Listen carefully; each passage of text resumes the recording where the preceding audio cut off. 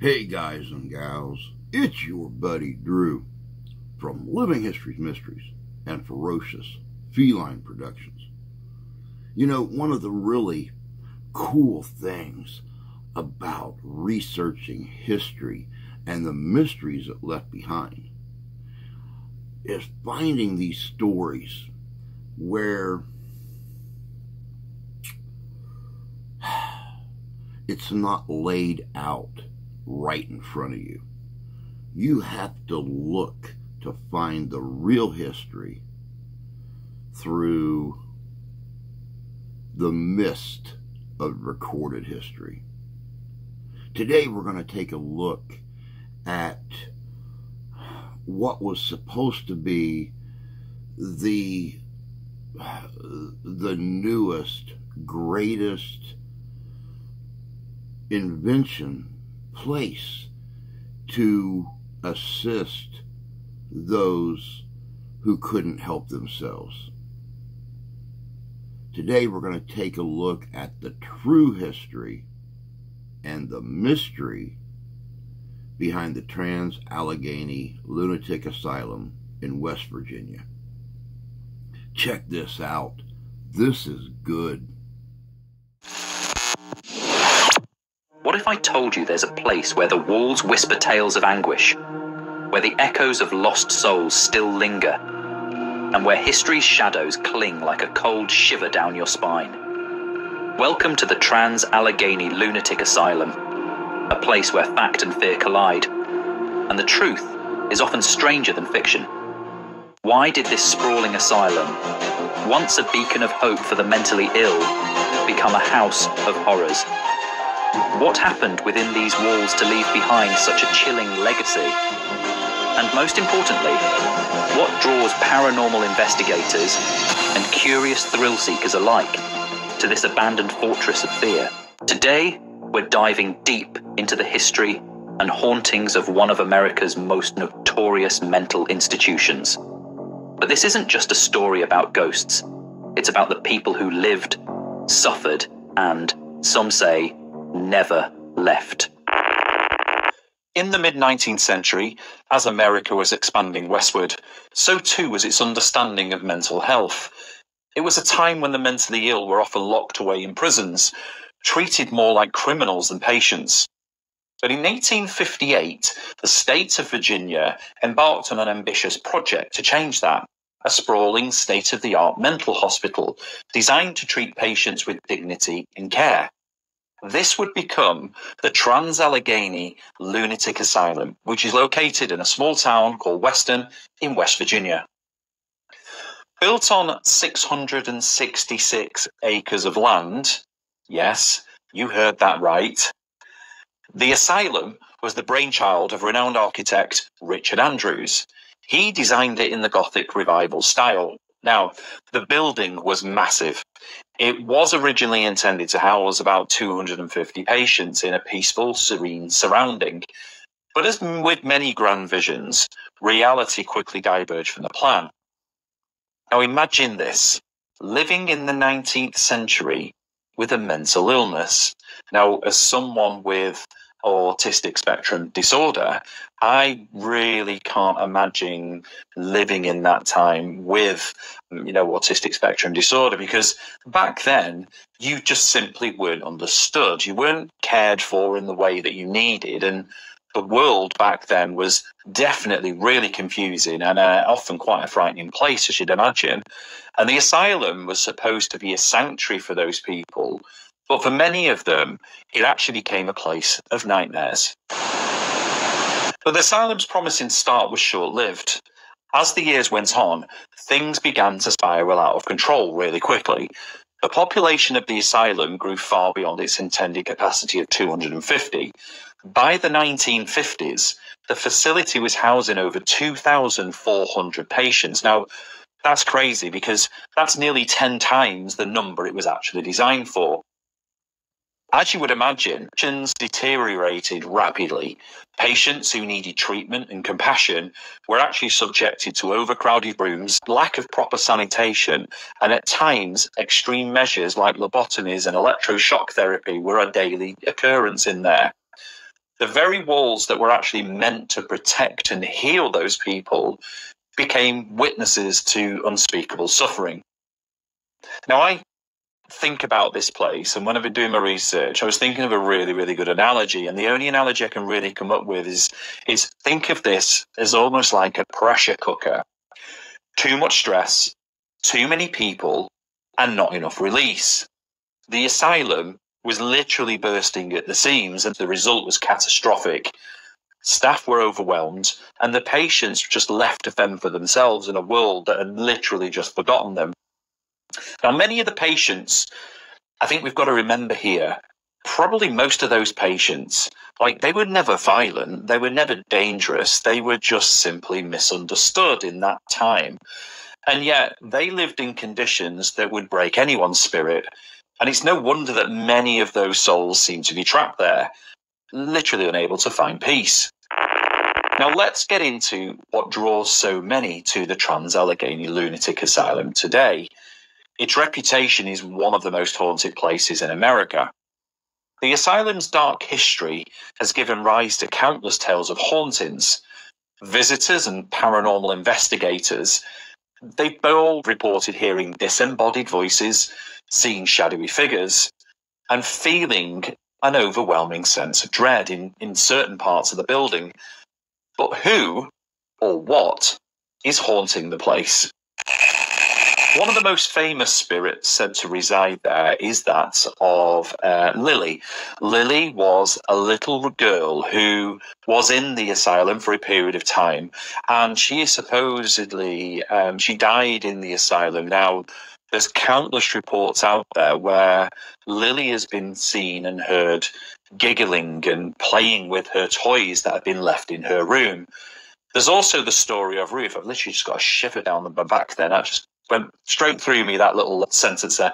Then there's a story of Ruth, a patient who hated men, absolutely despised men. And Ruth is said to still lash out at male visitors today, physically, audibly as well, which is pretty scary. But perhaps the most chilling of all is the apparition known as the Creeper. They call it the Creeper. And basically what the Creeper is it's a dark, twisted figure. And this thing sounds awful. This thing is supposed to see it crawl along the floors and up the walls and the ceilings. And basically anyone who's come across this thing has been absolutely terrified. Now, I know you're thinking, is this for real, right? Or, as always, when we go through our videos, is it just the power of suggestion? And that's a fair question. Again, it's a fair question. But like we've mentioned, when you hear the same stories from so many different people, and again, these people are, they're intelligent, they come from all walks of life, different backgrounds, it's hard not to wonder if there's something more going on here. Some skeptics suggest that the phenomena could be attributed to the building's age. So again, this kind of power of suggestion where you've got creaking floors, drafty corridors making sounds, eerie acoustics of the empty halls. They can all play tricks on your mind. We all know that. We're all aware of that. But whether you're a believer or a skeptic, there's just something that hangs over this place. There's a heavy atmosphere, and even again doing my research and going through this video, it's making me feel a little bit, a bit tingly. It's a little bit strange. So what is it like to visit the Allegany Lunatic Asylum today? Well, I wouldn't imagine it's for the faint of heart, that's for sure. The asylum is now a popular destination for ghost tours, paranormal investigations, and even history buffs.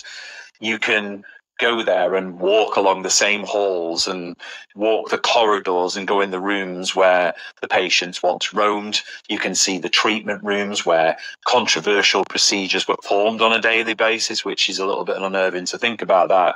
And I guess when you're there, you'll probably instantly feel the weight of the asylum's tragic past as you're walking around.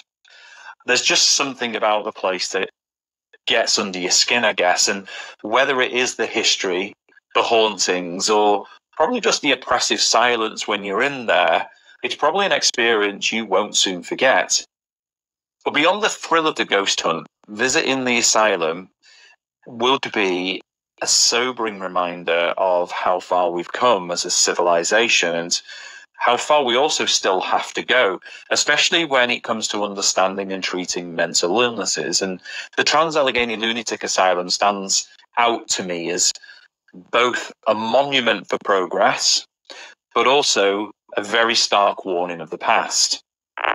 Now, the Allegany Lunatic Asylum is a place where history and hauntings are intertwined, where the past refuses to stay buried.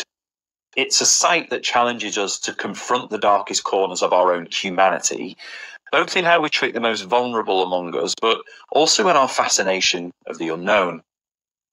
So, the next time you hear a ghost story, or see a shadow out the corner of your eye, remember this. Sometimes, the scariest stories are the ones that actually happened. And if you're ever in West Virginia, you might just want to pay a visit to the Allegany Lunatic Asylum, if you dare, that is. Oh, look, if you enjoyed this journey into the eerie past of the Allegany Asylum, then don't forget to subscribe, hit the like button.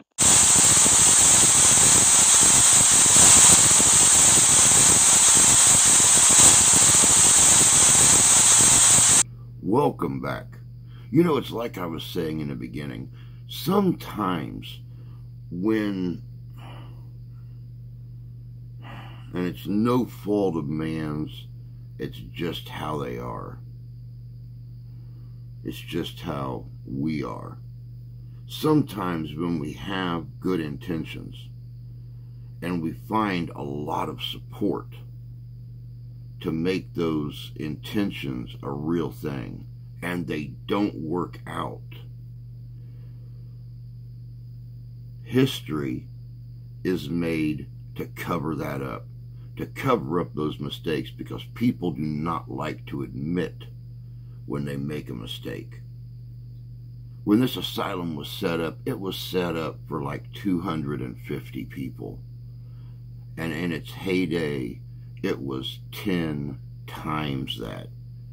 People were sleeping in beds that were head to toe, lining the walls to try to fit as many folks in as they could. When conventional methods for helping them wasn't working, things happened.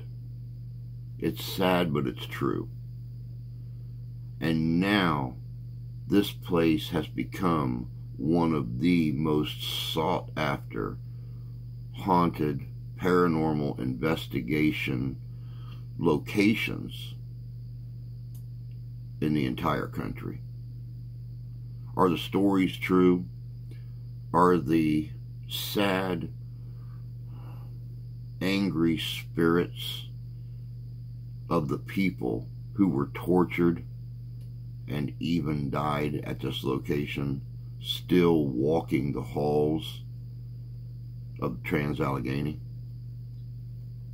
There have been a lot of investigators there, not just the big ones from TV who seek the public views and stuff like that, but also smaller investigative teams from right here on the platform. And they've all encountered and reported the same things.